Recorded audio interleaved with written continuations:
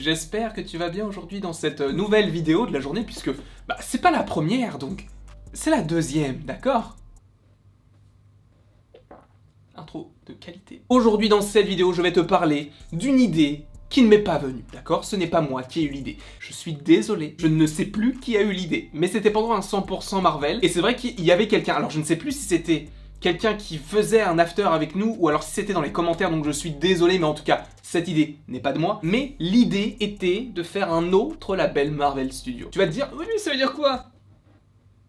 Je suis là pour ça, je vais te répondre, t'inquiète pas. Disons que quand je parle de label, je parle entre guillemets d'une sorte de nouveau Marvel Studio, mais bien spécifique. Puisque là, tout ce qui va arriver sur Disney+, que ce soit Hawkeye, Moon Knight, She-Hulk, peu importe, sont des programmes Marvel Studios. Sauf que l'univers Marvel est extrêmement vaste. Maintenant que Disney a carrément avalé la Fox, tu peux te dire qu'ils ne vont pas faire que des programmes qui sont liés à la famille, à la jeunesse, etc., mais qu'ils peuvent faire des choses beaucoup plus adultes, et notamment en lien avec Marvel Studios. Ce serait très intéressant d'avoir, comme dans les comics, une sorte d'autre label qui s'ouvre et qui s'appellerait possiblement Marvel Knights Studios. Et ça, bon, je pars peut-être un petit peu loin, mais disons que ce serait peut-être une sorte de label dans lequel, évidemment, il y aurait des liens avec le MCU, pas comme les séries Netflix, mais lorsque tu sais que c'est du Marvel Knights Studios, tu peux avoir de la violence, des insultes, du sang, etc. Des choses que l'on peut possiblement retrouver, par exemple, dans des films comme Deadpool. Et c'est là où on peut se dire que peut-être qu'un autre label va être créé. Tout simplement par rapport à une question, vous souvenez-vous du petit trailer qui est sorti où Marvel Studios prônait le fait de retourner au cinéma en annonçant ou en réannonçant les films qui vont sortir? Est-ce que vous vous en souvenez? Il y a les 4 Fantastiques qui étaient présents, ou par exemple des programmes comme Blade ou Deadpool 3 n'étaient pas présents alors qu'on sait que Marvel bosse dessus. Pourquoi est-ce qu'ils ne l'ont pas annoncé? Sachant que tu vas me dire, oui, mais c'est parce que Deadpool 3, on ne sait pas quand est-ce que ça sort, Blade n'a même pas encore de réalisateur, et ça a été repoussé possiblement à 1 an, et que ça sortira possiblement en 2023, ok, d'accord. Mais les 4 Fantastiques, à part le réalisateur, qu'est-ce qu'ils ont? Et pourtant, ça a été annoncé.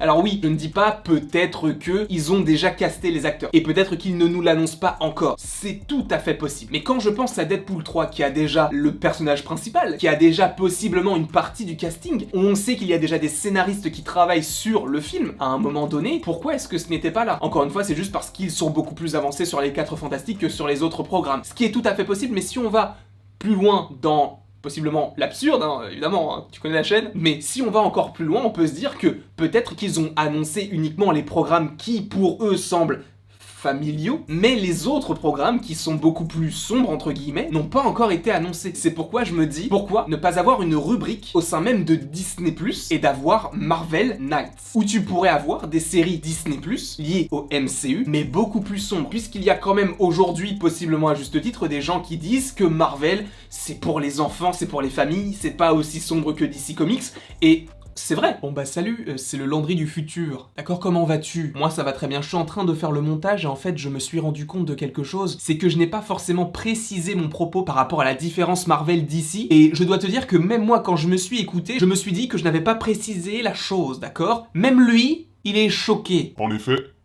je le suis. Évidemment que les films Marvel ne sont pas que pour les enfants et pour les familles, mais disons que c'est le public qu'ils visent en priorité. Là où DC va essayer de rechercher les familles, notamment sur des films comme Shazam, mais par rapport à des films comme The Batman avec Robert Pattinson, donc de Matt Reeves, qui va sortir d'ici l'année prochaine, ce sont 2 salles, 2 ambiances, et ils arrivent à faire les deux. Je ne dis pas qu'ils y arrivent parfaitement, mais ils y arrivent. Et c'est vrai que par rapport à Disney, quand je dis que je suis fan du MCU, la plupart des gens que je rencontre ou que je connais me disent « Ah c'est pour les enfants ». Et c'est vrai que c'est l'image que ça renvoie. Personnellement, je ne le vois pas comme ça, parce que déjà, de 1, je suis pas un enfant, et en plus de ça, j'ai pas d'autre argument, mais attends, qu'est-ce que je disais, moi? Et t'as compris, en gros, c'est vrai qu'il y a des préjugés sur le MCU, sachant que, beaucoup de gens ne l'ont pas vu, mais commencent à le juger. Donc c'est vrai que Marvel, maintenant, c'est lié à Disney, en tout cas, le MCU. Donc les gens rangent ça plus facilement dans le sens où c'est Disney, c'est familial. Je te rappelle brièvement ce qu'il se passe à la fin de l'épisode 4.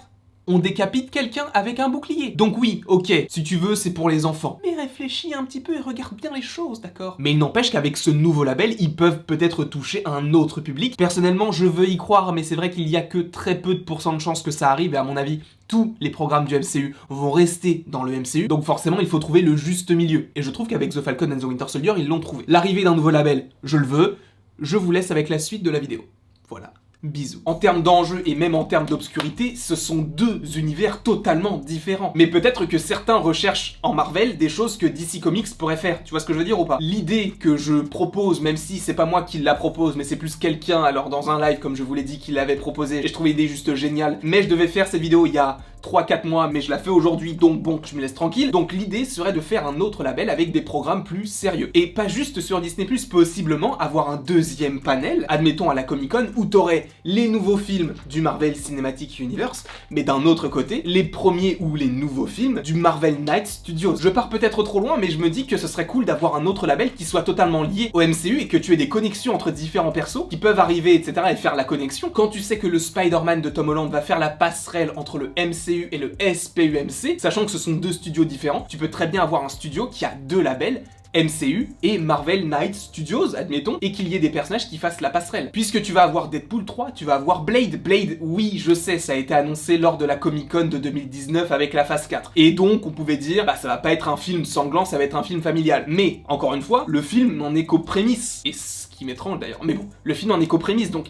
beaucoup de choses peuvent changer. Et qu'est-ce qu'on pourrait retrouver, admettons, sur ce label, à part Deadpool et Blade? On pourrait retrouver possiblement, sachant que Marvel récupère les droits, du Daredevil, du Punisher, du Ghost Rider, des choses comme ça. Même si j'y crois moyen, mais dans le doute, du Moon Knight. Des choses que l'on pouvait, admettons, retrouver sur Netflix. Et je pense que Kevin Feige et Marvel Studios se sont dit, c'est vrai que les séries Marvel Netflix marchent pas de ouf, même si le Punisher et Daredevil et possiblement un peu Jessica Jones, ça a plu. Donc pourquoi ne pas faire la même chose chez nous, mais à notre sauce, sachant qu'on sait que nous, on va avoir plus de spectateurs que eux en ont eu. Donc imagine une série Moon Knight beaucoup plus adulte, qui soit liée donc à ce label, avec du Blade, avec du Deadpool, avec possiblement, je ne sais pas, on parlait d'une série d'anthologie par rapport à Wolverine, imagine que ça apparaisse dans cet univers-là, ça serait totalement fou. Encore une fois, rien n'a été annoncé, je suppose que rien ne va se faire. Je précise encore une fois que ce n'est pas mon idée, mais que quelqu'un sur le chat, ou alors une personne qui était présente sur un de mes lives en a parlé, et c'est vrai que c'était une idée superbe d'avoir un label différent, chose que l'on peut retrouver dans les comics, puisque dans l'univers papier, tu peux avoir quand même des comics qui sont très enfantins, tout en ayant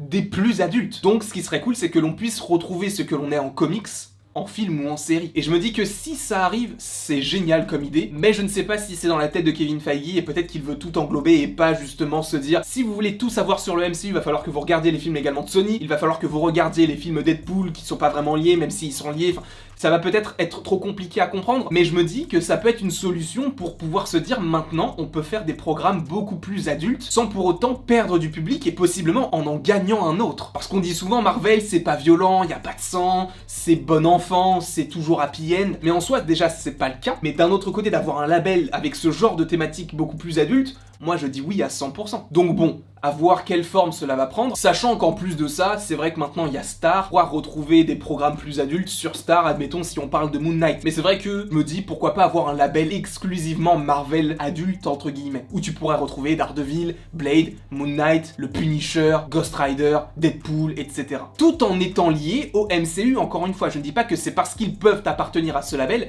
qu'il n'y aura aucune connexion comme avec les séries Netflix, puisque je vous le rappelle, même si on va en parler d'autant plus en précision dans une autre vidéo, mais Charlie Cox, qui jouait déjà Daredevil dans les séries Netflix, va possiblement jouer le personnage dans le film Spider-Man No Way Home. T'as Jessica Jones qui peut apparaître dans un She-Hulk, et on sait que Kevin Feige a adoré le personnage du Punisher de John Bernthal. À un moment donné, tu peux te dire, ça peut arriver. En tout cas, j'espère que cette vidéo vous aura plu. N'hésitez pas à l'aimer, à la partager, à la commenter et à vous abonner. Cela me ferait extrêmement plaisir, et après toute cette longue vidéo, il ne me reste plus qu'à vous dire à la prochaine pour la prochaine.